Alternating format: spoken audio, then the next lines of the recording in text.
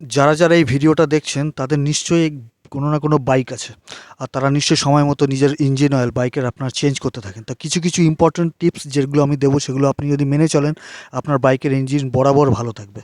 যেমন হচ্ছে ইঞ্জিন অয়েলের গ্রেড। আপনাদের বাইকে ব্র্যান্ড রেকমেন্ডেড যে গ্রেডের ইঞ্জিন অয়েল দেওয়ার কথা, সেই গ্রেডে যেমন 10W30 যদি আপনার ইঞ্জিন অয়েলের গ্রেড হয়, তাহলে আপনি যদি আপগ্রেড করতে চান বাইকের পারফরমেন্স ভালো করার জন্য, তাহলে আপনি ডব্লিউ এর আগের যে সংখ্যাটা আছে মানে 10 এর আগের সংখ্যাটাকে আপনি একদম ছেড়ছাড় করবেন না, ওটাকে সমান রাখবেন। শুধু 10W30 যে 30 লাস্টের যে নাম্বারটাকে ডিজিট আছে ওটাকে আপগ্রেড করতে পারেন, তাহলে আপনি 10W40 দিতে পারেন। কারোর যদি 10W40 থাকে সে 10W50 দিতে পারে। মানে আপগ্রেড যদি ইঞ্জিন অয়েল করতে চান তাহলে ডব্লিউ এর লাস্টের নাম্বারটাকে আপগ্রেড করবেন, প্রথম নাম্বারটাকে একেবারে ছোবেন না, কারণ সেটা হচ্ছে উইন্টার সিজনের নাম্বার।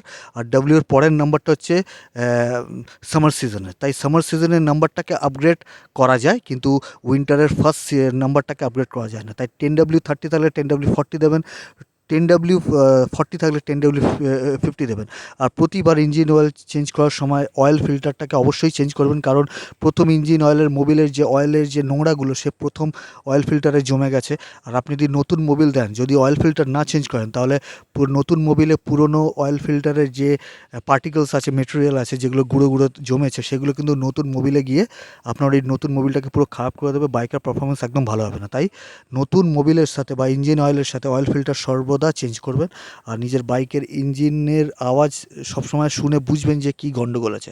অনেক সময় ইঞ্জিন অয়েলের ভুল থাকলেও ইঞ্জিন ওভারহিট হয়, আওয়াজ হয়, একটা বাজে নয়েজ আসে।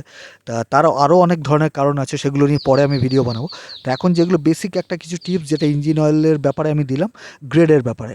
গ্রেড সবসময় ডব্লিউ এর পরের ডিজিটটাকে আপগ্রেড করতে পারেন, কিন্তু প্রথমেরটা না। Thank you.